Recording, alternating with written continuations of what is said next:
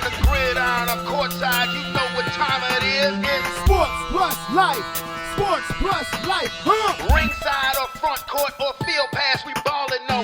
Knuckle up or buckle up, I tell it like it is when I'm on my show. Home run, slam dunk, knockout, or got to go. Sports plus life. Yeah. Sports plus life. Yo, yo, yo, yo, yo! What's up? What's really good? It's your boy Brandon Brevon Towns, host of that show called Sports Plus Life. How is everybody feeling today?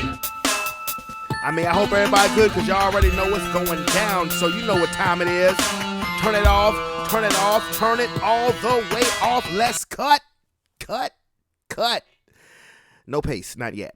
But anyway, please allow me to reintroduce myself after I took a week off. My name is Brandon Brevon Towns, and this here is Sports Plus Life, that there sports podcast where we talk about all of the necessary things in the world of sports and all of the necessary things in the world of life or in the life realm. And actually, for the first time in damn near a month, maybe a month, life is not going to dominate the first topic that we talk about. It's actually going to be sports here. I mean, I have felt the need to be so serious because these things that was going on in the world around us was serious between you know, the court cases and the continuation of police brutality. And I may get into that because, you know, it's just been a lot. It's been a lot. The world that we're living in has been absolutely crazy. It's been absolutely bananas. But that is not going to be the first topic that I lead in on. I mean, the last show that I had 2 weeks ago was damn near 2 hours. We talked about sports, but I was pretty angry when I came on. And sometimes when I'm angry is when I go on my best rants and I'm just speaking nothing but the truth. You know, at least speaking the truth, the best of my abilities. And it's been a lot. So it's a lot of stuff that's been going on in the world of sports that is going to carry the day in today's show. And it's not going to nearly be as long a show because, one, I'm recording this right now in the AM. My job has switched schedule. They've changed everybody's schedule. So as opposed to when I would get home from work and maybe about 5, maybe 6 o'clock in the evening, I would start doing a podcast and then I upload it and do all that other stuff. And you're not getting it till either late that night or maybe I'll send it out the next day.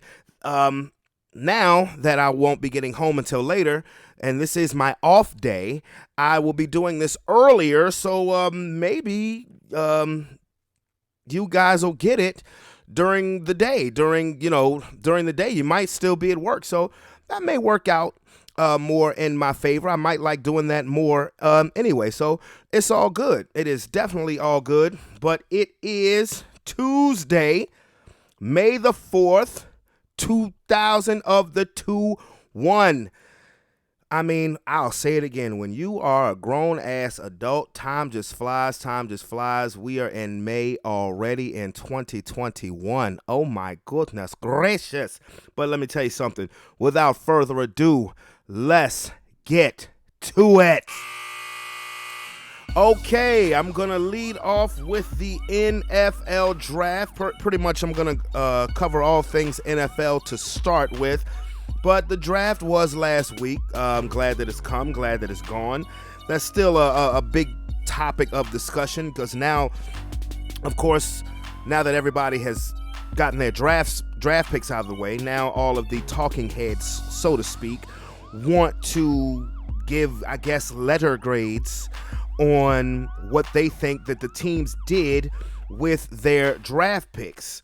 So pretty much everything went according to plan as far as the number one pick. I mean, everybody knew what was going to go there. Everybody knew Trevor Lawrence was going to be the number one draft pick, and he was.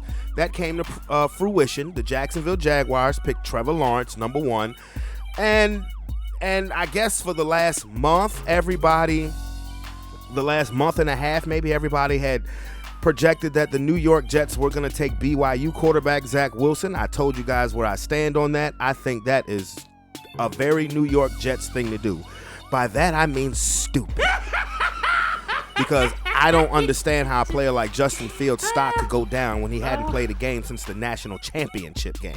I mean, was anybody thinking about a Zach Wilson while Justin Fields was beating the shit out of Trevor Lawrence and Clemson in the national semifinal game? Okay, he ran up against a better Alabama team, but I don't understand how his draft stock could plummet when he hadn't played a game. Now, I'll be the first to tell you, I've said this before, I'll say it again, I think pro days are useless. People are trying to make pro days more relevant, but maybe I'm just old school about stuff like this, but watch the tape. Video don't lie. You see how this guy performed. He had, 2 bad games throughout his collegiate career. And he was a 2-year starter at Ohio State. The game at Indiana, okay, and then the Big Ten championship game against Northwestern, okay. Both games they won, okay, fine.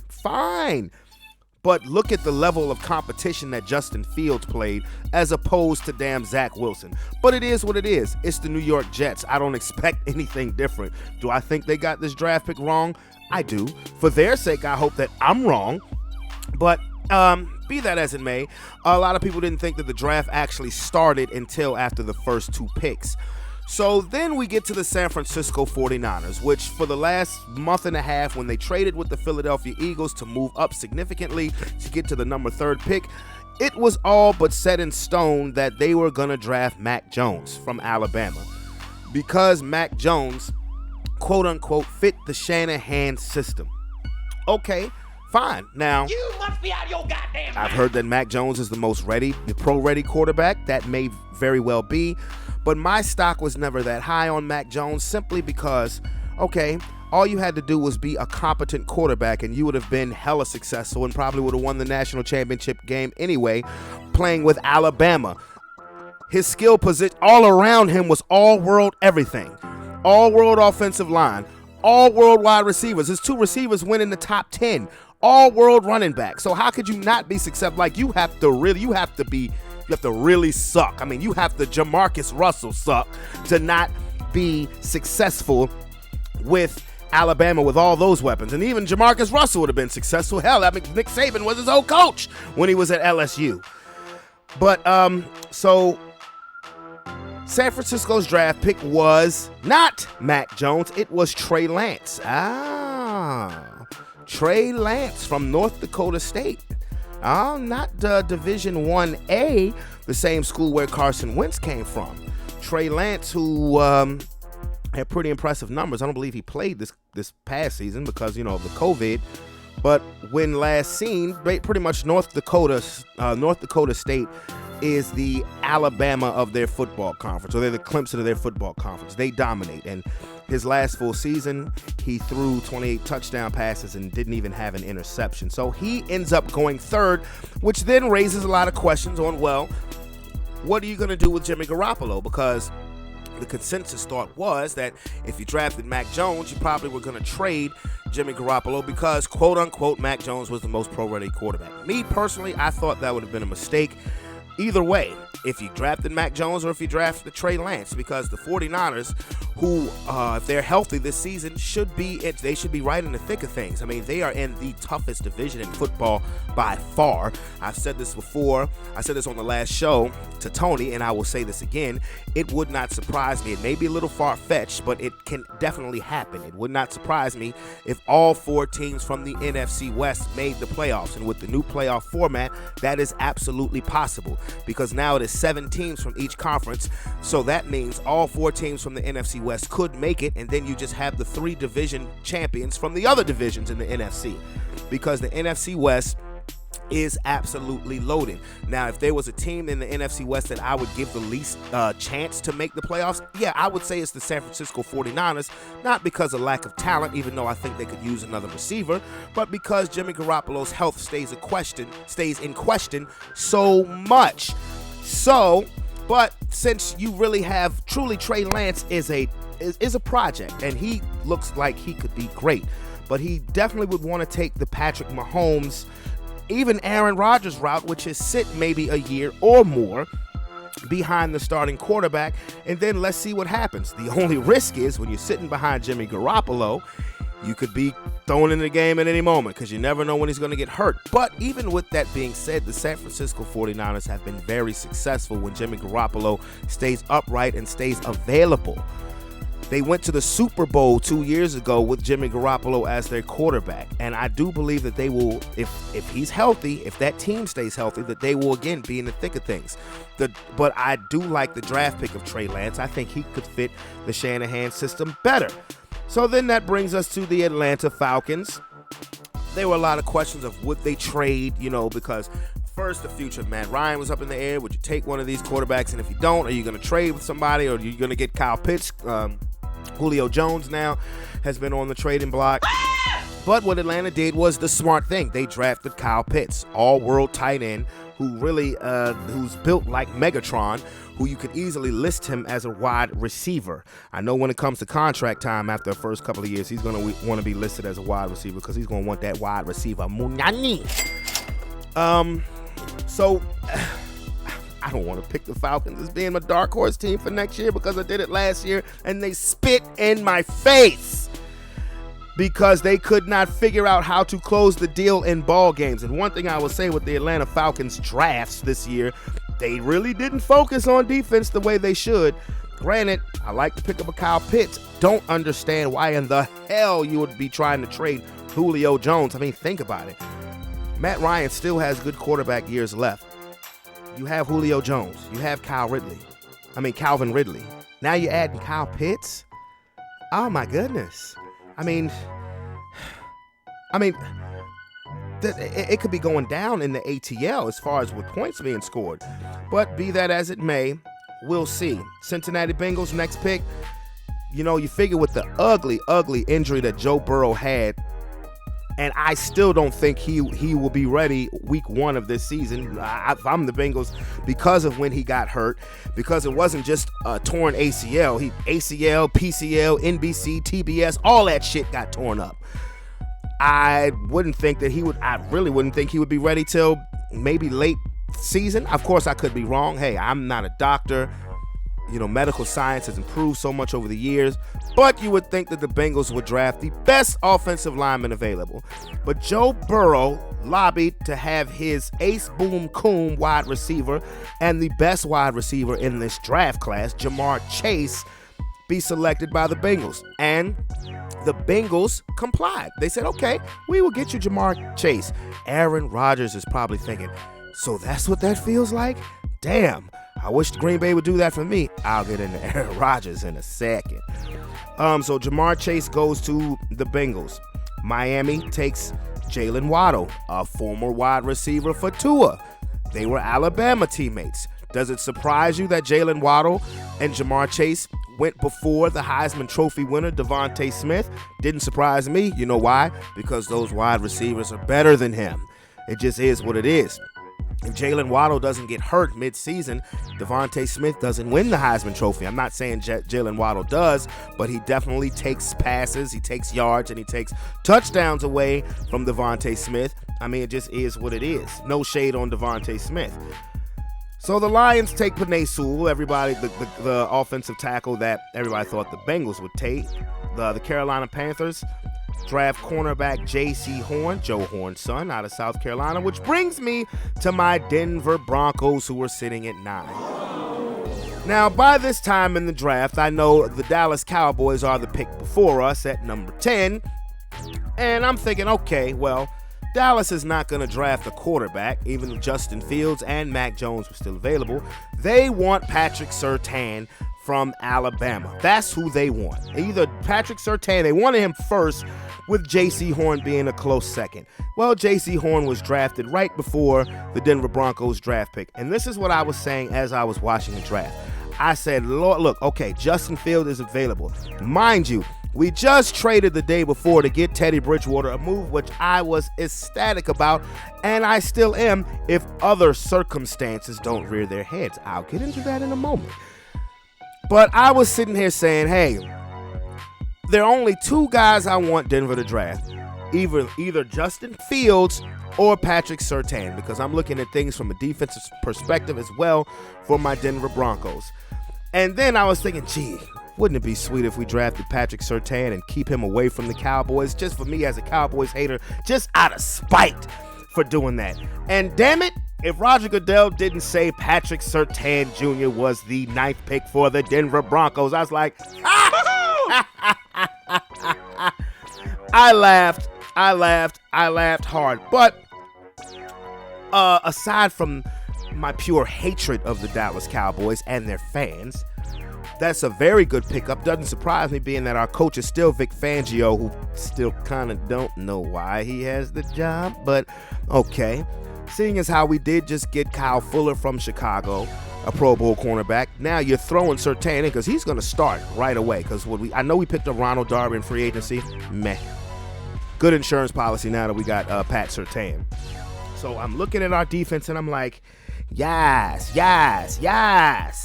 So Dallas then trades their pick to the Philadelphia Eagles, who draft Devontae Smith, much needed offensive weapon, another former teammate of Jalen Hurts, albeit briefly, but it is what it is. So they're your top 10 picks, okay? I usually don't keep up with the draft beyond the first round, and that pretty much stayed true to form, even though when I got home on Friday and Saturday, it was on, but I wasn't paying attention to it. But I haven't left the first round yet, okay? Because the number 11 draft pick, the Chicago Bulls traded up from the New York Giants, and they got Justin Fields. Good move for the Bears. Matt Nagy, you had to, because your job depends on it, because boy, did you do, and I forget the name of the general manager who drafted Mitch Trubisky ahead of Deshaun Watson and Patrick Mahomes. You better hope you get this one right, stupid. Bye, bitch. Because your job depends on it, idiot. Bye, bitch. I would still fire them for stupidity for doing that one.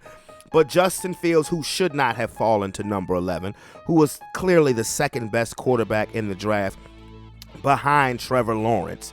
In some cases, you could make a case where he was the best. But it is what it is. I think Justin Fields actually found himself in a pretty good position because he doesn't have to be thrown into the fire, because the Bears did sign Andy Dalton and they still do have Nick Foles.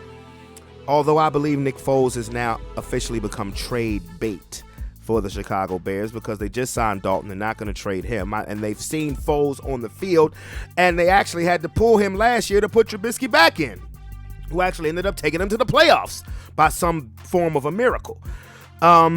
So I think that's a good pick for the Chicago Bears. I just hope they don't screw that kid up, because he's a very good quarterback. Then Dallas got Micah Parsons. A lot of people say Micah Parsons was the best defensive player in the draft. And I remember watching highlights of him at Penn State. Dude's definitely a beast. Heard he's a head case, but that's a damn good linebacker that the Cowboys got. Do I think that's going to solve all the Cowboys' defensive problems? No, but Sean Lee retired, even though to me Sean Lee has been retired since 2015 because he could never stay healthy. But that is a good pickup, considering that all of the people that Jerry Jones wanted were gone by the time it was the Cowboys' turn to draft. Mac Jones ended up going to the Patriots at 15. There was talk of Bill Belichick possibly moving up in the draft to grab Mac Jones, but he didn't have to. He stayed put where he was at 15, got his guy. The Washington football team drafted Jamin Davis. Watch out. Yeah, I know he's not one of your notable names when it comes to defense because he went to Kentucky. That kid reminds me of Darius Leonard, and they're putting him on an already stacked Washington defensive team. Washington is building their defense the right way. They are still going to be a problemo.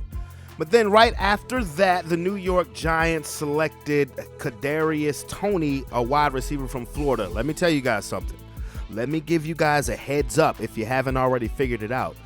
The New York Giants, presuming health is not a factor, they will be loaded on offense. And they already have a very solid defense. Their defense ain't no Washington. But when it comes to best defense in the NFC East, I would have to say the Giants easily have the second best defense to Washington. Now, when it comes to offense, they are loaded. They are purely saying, look, Daniel Jones, we are going to see what your punk ass is made of, because he has weapons on top of weapons on top of weapons. Again, they may not be the household names, and only because of press coverage that everybody makes out, particularly the Dallas Cowboys, to be, but they went out and got Kenny Golladay in free agency. Now you draft Kadarius Toney, who's a burner, to go along with Sterling Shepard and Darius Slayton and Evan Ingram. And if Evan Ingram at the tight end spot acts like he doesn't want to catch the ball, they went and got Kyle Rudolph from the Vikings. And then last but not least, the return of Saquon Barkley from his injury. So they are really leaving it up to Daniel Jones. And when I listen to all of these people, because there's this stupid obsession with the NFC East that people all over sports talk land has, immediately they still want to say, well, I think the Dallas Cowboys are the team being in the NFC East. Bitch, please. Now, I'm not sitting here saying that it's going to be the Philadelphia Eagles again, because I don't think so, even though I think Philadelphia will do better than people initially think that they're going to do. But to be honest with you, I think the team that is going to sneak up on everybody and win that division is going to be the Giants. I do. I think it's going to be the Giants, because while Washington on paper has the best team in that division. They're the best team in that division. And again, I'm only entertaining this because I keep hearing this crap from the sports heads who just have this obsession with the NFC East like it's still the 80s or the 90s when they were the powerhouse division of football. That day is gone. That day has been gone. But, like I said, I'll entertain it. But I'm not going to sit here and say the Cowboys should win the division because Dak is back and they have all those weapons. Nope. I'm not going to even sit here and say Washington is going to win it because, like I said, top to bottom, they actually do have the best roster in that division. And why will I not say Washington? Because I can't depend on Ryan Fitzpatrick to do something that he's never done before, and that is lead a team to the playoffs. Do I believe he'll beat Dallas twice? Yep. I do believe that. Do I believe he may beat each team in the division at least once? Yep. With Dallas being twice. But can I depend on Fitzpatrick to win the division and get a team to the playoffs? Nope. Why? Because I've never seen it before. And dude has been in the league. This is his 17th season coming up? That's one I have to see to believe. Washington should win the division. They should, because, any Cowboy fans who listen to this isn't even me spitting Cowboy hate. It's really not. It's just it's simple. Washington's offense is better than Dallas's defense. It just is right now.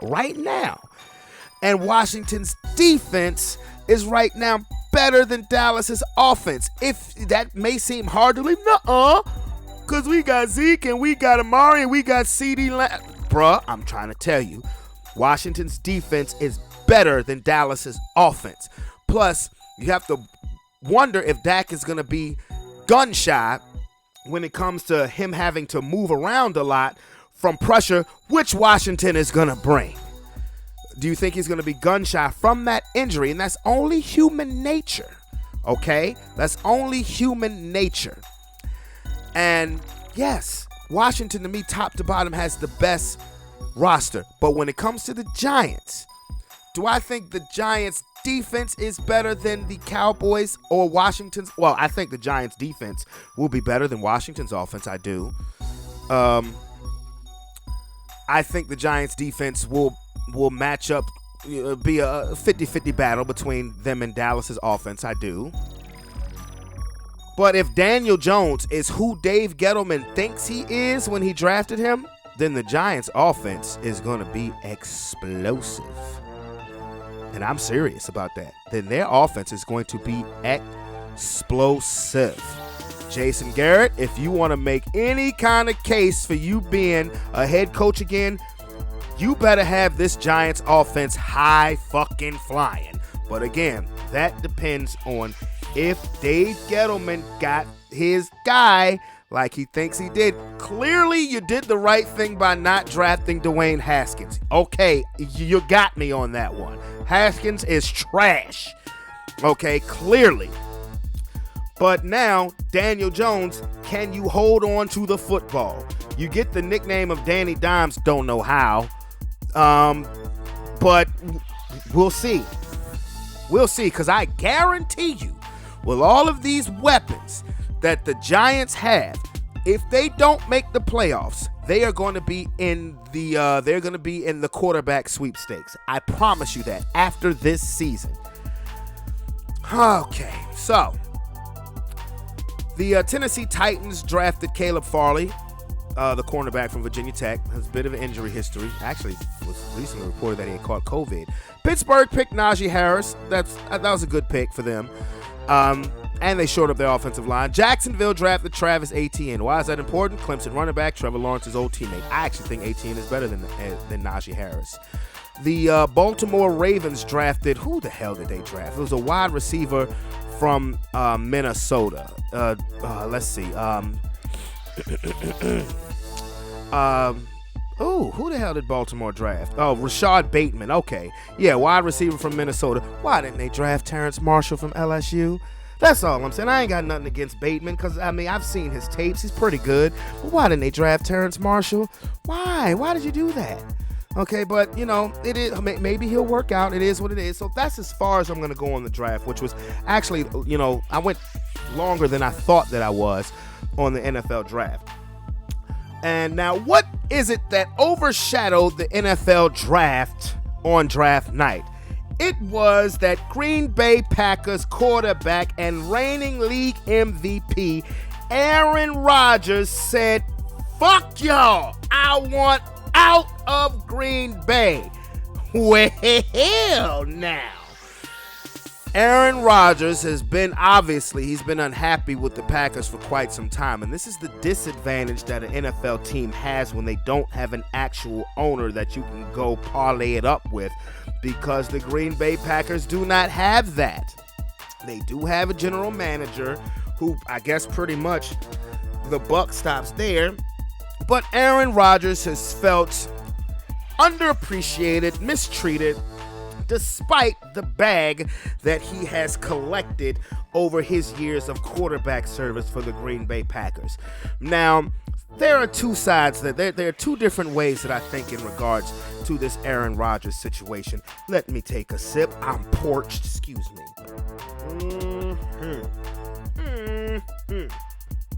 Okay, so on one hand, Aaron Rodgers did sign the contract. Big ass deal. At the time, I believe he was the highest paid quarterback in the NFL.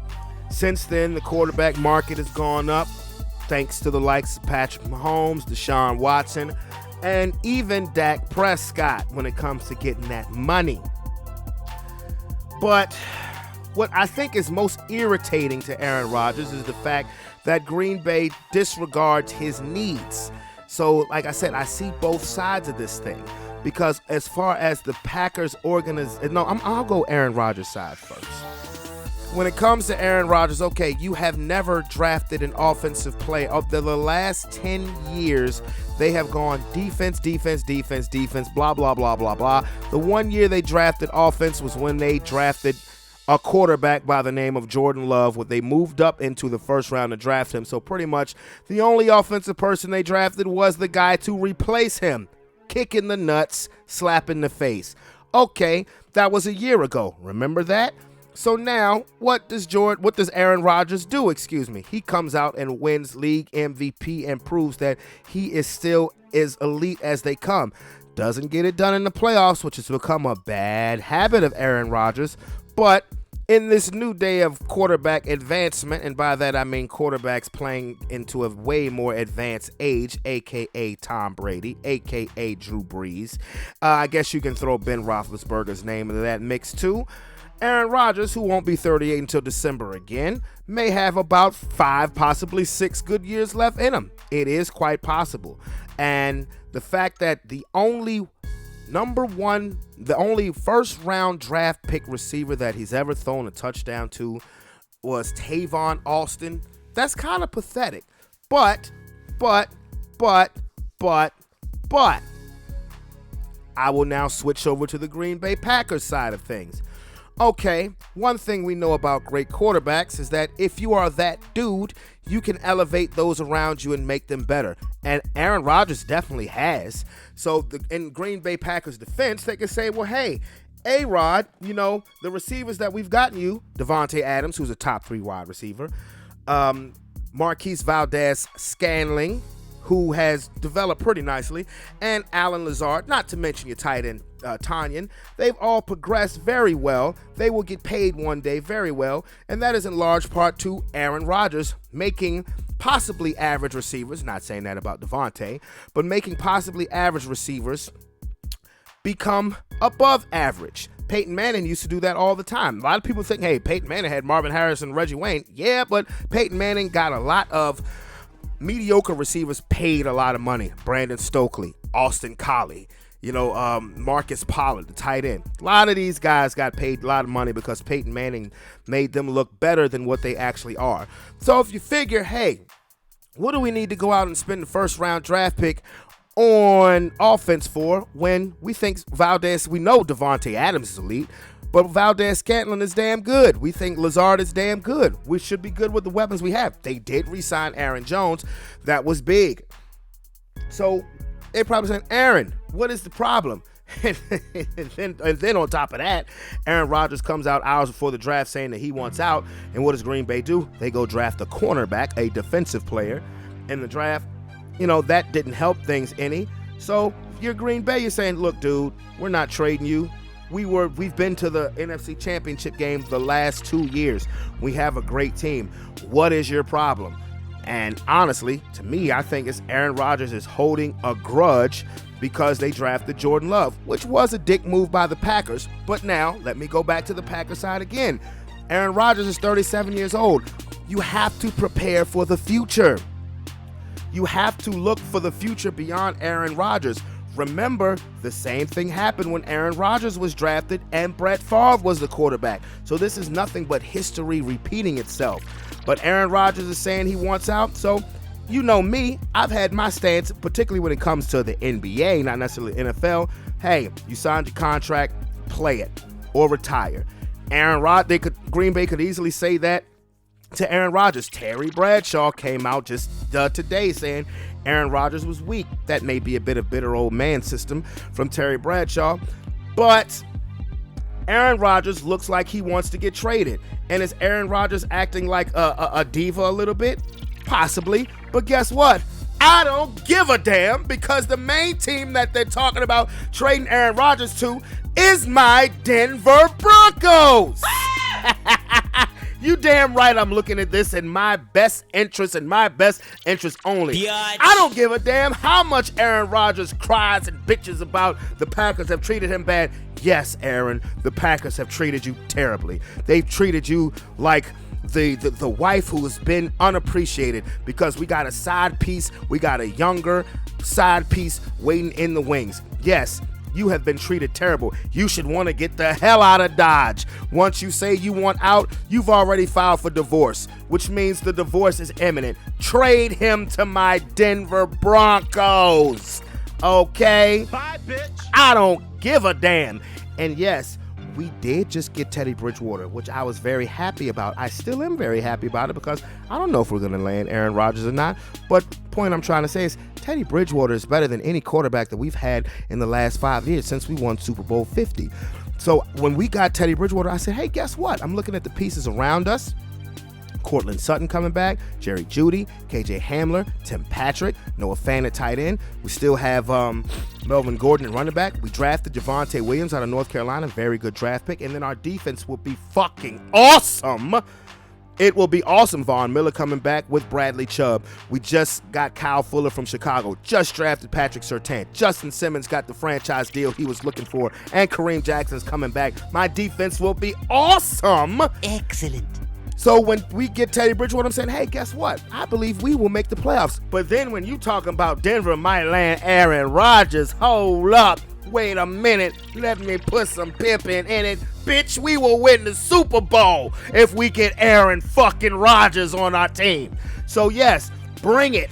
Bring him. Yeah, Green Bay, you don't want him. He's a diva. He's acting up. He's hard. He's malcontent, hard to get along with, and he's getting old. What do you need him for? You drafted your young stud quarterback last year. Who gives a damn if he's ready? Make a trade with us and you can take Drew Lock. Bye, bitch.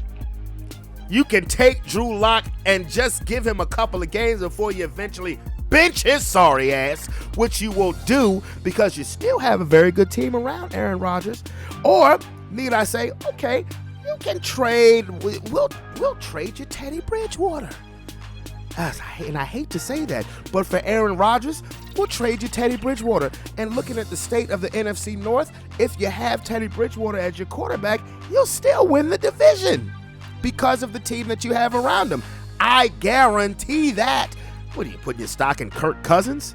No. You suck. Chicago, I don't know if Fields is going to be ready yet. You know, you just don't know.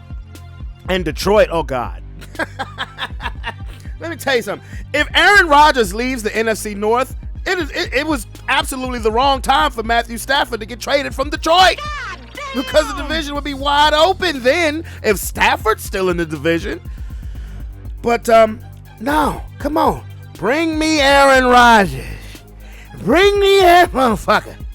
Bring me Aaron Rodgers to the Denver Broncos. I'm telling you, I understand. If Aaron Rodgers joins the Denver Broncos, the AFC West is just a tick under the NFC West for the best division in football. Because now you're talking about Patrick Mahomes and the Chiefs.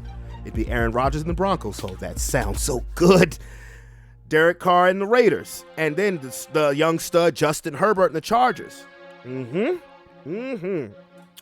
Reason why I give us the edge over Kansas City? Our defense is better than theirs. I ain't saying our defense is better than their offense. I'm not saying that.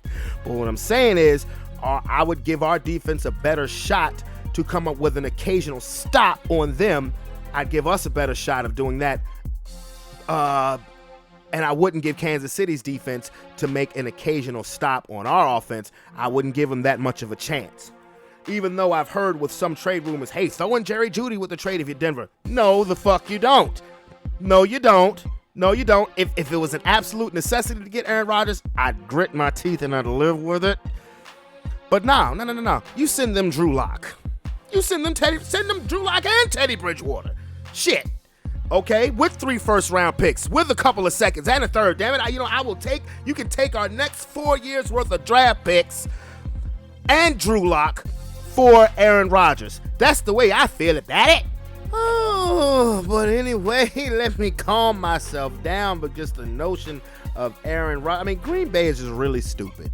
Pretty much Green Bay has had this shut up and dribble mentality when it comes to Aaron Rodgers, when you have to understand, when you have a quarterback as great as Aaron Rodgers, sometimes you just have to stroke his ego. Sometimes, I'm not trying to be funny, sometimes you have to subliminally give him a hand job, okay, just to make him feel good about himself. Honestly. But you know what? Their loss can be our gain, because if Aaron Rodgers is just cool, chilling with that Jeopardy money, getting that Jeopardy money, then Green Bay is going to be in a pickle regardless. So anyway, let me get off the NF for the L and quickly go to the NB of the A. Boy, we getting around playoff time. It's just a couple of games left in the regular season, and the seeding is getting crazy. Brooklyn and Philadelphia are having a seesaw battle when it comes to seeding. Milwaukee beat Brooklyn Sunday, and the 76ers have not lost. They've won their last 5 games. They haven't lost since Ben Simmons has come back from injury. Now, why I mention that? Because it will probably hurt Embiid's chances to win the MVP. I'm not saying that, that's a definite thing. That's just my opinion. Because one thing that I've noticed, one thing that everybody's had to notice if you're paying any attention, is that when Jamal Murray went out for Denver has actually advanced their seeding in the Western Conference. Now, they lost to the Lakers last night. No LeBron, and LeBron did come back this past week, but LeBron is not not close to being 100%. LeBron right now looks like he's hurting. He looks like he's hurting. That's why he didn't play last night. But the Lakers actually beat the Nuggets, and the Lakers, they were at one point, when the last night's game started, they were the 6th seed.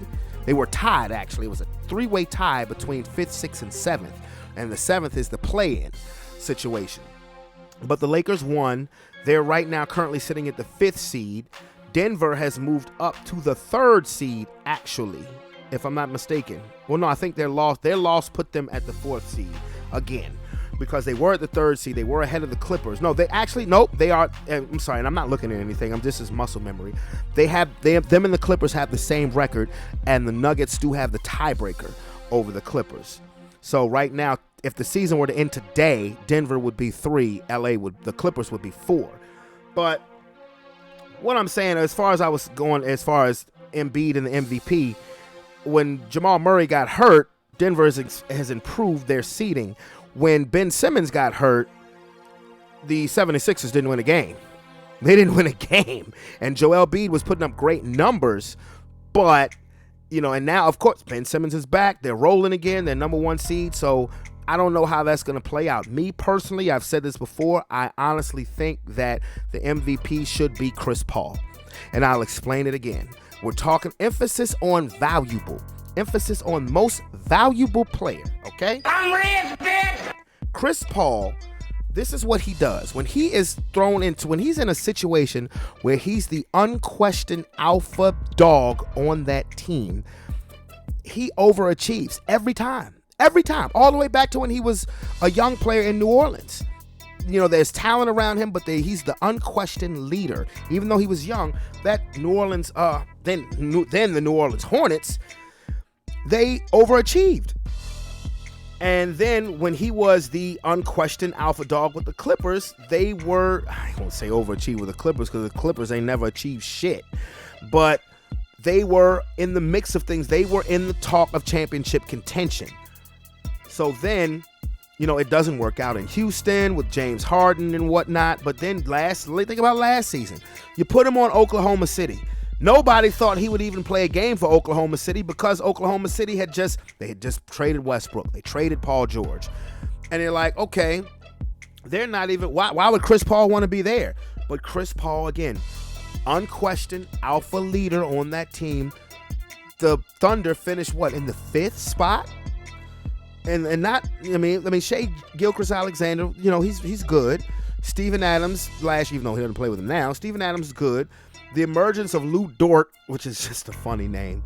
But he overachieved. Like I said, emphasis on most valuable, okay? The Phoenix Suns haven't made the playoffs since 2010. Haven't made it since 2010. You put Chris Paul on a team with talented players, but players that didn't have any direction.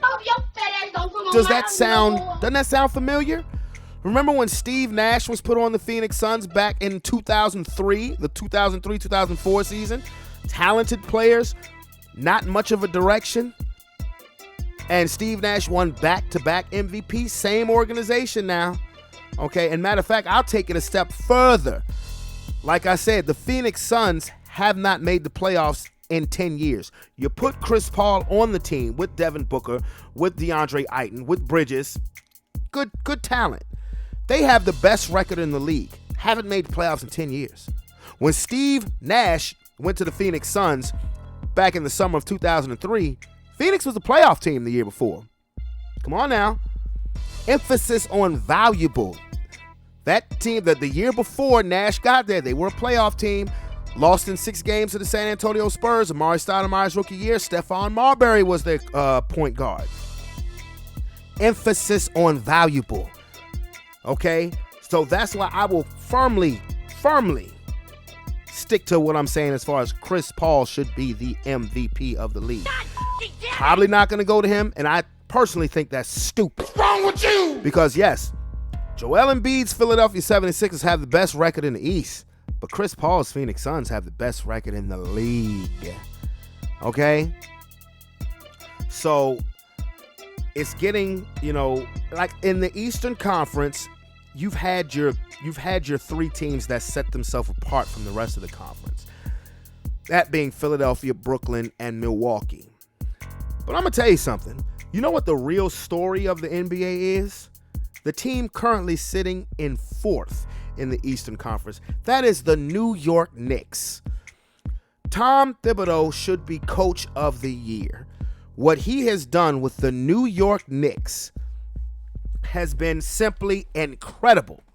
Julius Randle, if you ever listen to my show back when it first started in November of 2018, Julius Randle was my favorite Los Angeles Laker amid the dark years post Kobe Bryant retirement when we absolutely stunk.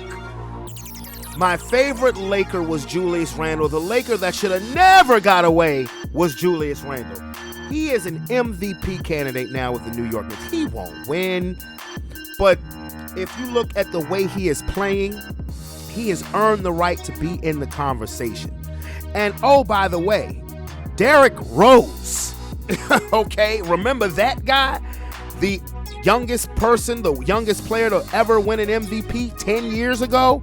Derrick Rose has been a revelation. And he's not even starting. Dropped 25 points last night. The game before, dropped 24 points. I'm going to tell you something. Let's see, the 4-5 matchup right now is looking like it's going to be the Knicks versus the Hawks. Maybe Miami might have something to say about that. But should the Knicks get out of the first round as a fourth seed with home court advantage, mind you, and whoever is the number one seed, you might not want to see the Knicks. Not saying that the Knicks would beat them, but the Knicks would definitely tenderize them for the next round, especially if you're Brooklyn. Philly, to me, would be more equipped to deal with the Knicks accordingly. Not Brooklyn. And I understand, you got your big three and Harden will be back, but if you Brooklyn, you may want to stay in that second seed because you don't want to see the Knicks. Even though you have to deal with Milwaukee in all likelihood, like I said, the Knicks will tendize you. I mean, they are a great story. To me, they are the story of the NBA. Now, when it gets to my Los Angeles Lakers, I mean, I've been saying this for the last few months, ever since the injuries really started kicking in. I don't see this as being our year. God damn! Because of the injuries. I didn't see, I said 2 weeks ago that I didn't see the Lakers falling from the 5th seed. Well, damn it, they could possibly fall to the 7th in the play-in scenario. I just can't really fathom that with LeBron James now back. But again, LeBron James don't look like LeBron James. The 2 games that he's played since returning from injury, we lost. Anthony Davis is back. Remember, we acquired Drummond. We lost. LeBron James ain't going to play again until, Thursday? Well, I guess Thursday we play the Clippers. We're going to lose that game, okay? We're not going to win that game. The Clippers are on a mini slide of their own, but this is the one team that the Clippers are built to beat. And Kawhi's back, but the Clippers ain't fully healthy, but they're healthy enough. They'll beat us. And I just... if the first round matchup is the Lakers and the Nuggets, I don't have Denver beating us, not without Jamal Murray. But what if Denver stays in the 3rd spot and the first round matchup is the Lakers and the Clippers? Which is, honestly, that's the matchup everybody wants. Let's not front. The matchup everybody wants to see in the playoffs is the Lakers and Clippers. So nobody would be disappointed. I guess the only way people would be disappointed is because it would be the first round and not the Western Conference Finals. But in retrospect, nobody would give a damn because it's not like back in the day when the first round was best 3 out of 5. It's still 4 out of 7. But bro, if the Lakers and the Clippers meet in the first round, do you know what that means? The Lakers are going home in the first round. I do not believe that my Lakers can beat the Clippers. I just don't. I think they would. I think they could beat the Nuggets. I think they could beat the Jazz. I can't say that they can beat the Clippers or the Phoenix Suns. Although I like that matchup better because I'm like, who do you have to deal with Anthony Davis? If you're the Suns, Clippers, they have somebody that you can put on everybody.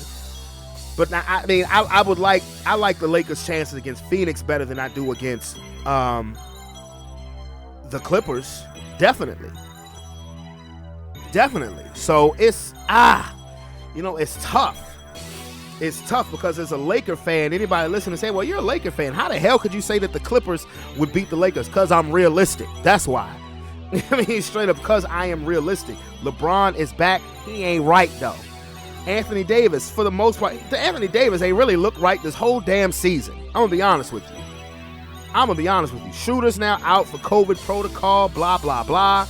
And I just don't know. I really don't. Oh, and before I close this out, Russell Westbrook. Oh my goodness. Russell Westbrook last night had 24 assists and 21 rebounds. He has just locked up him averaging a triple-double for the 4th straight season. I understand Russell Westbrook is playing with the Wizards, who have been playing damn good basketball, and I believe they will make the playoffs. They'll get into the play-in situation. While I'm not a fan of the play-in situation, I understand it, particularly with the COVID year. But the Wizards are going to make the playoffs, okay? I think the Wizards will make the playoffs. But you got to give Russell Westbrook some props, man. You really do. You really, really do. Because this dude is just 32 years old and is not slowing down a bit, particularly with the way he only plays in fast-forward motion. And he is doing his thing. He really is. It'll get the Wizards in the playoffs. But just hats off to him. So that's my look at the NBA. I'm going to get into more detail in regards to the NBA in the upcoming shows.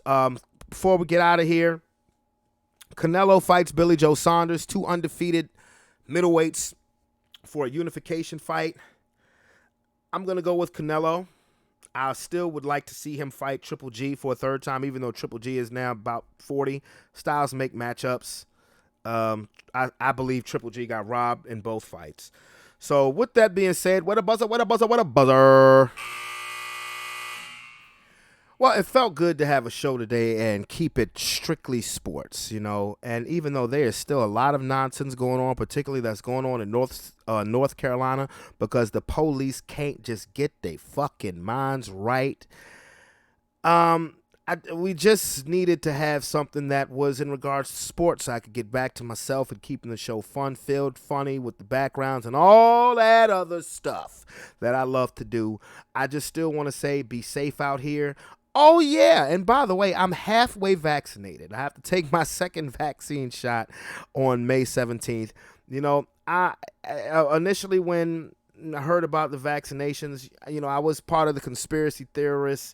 I was one of the conspiracy theorists about, hey, they want to do this and they want to do that. I've seen a lot of people around me that I care about and love dearly take the vaccination shot and be just fine. As long as you ain't putting no chip in me.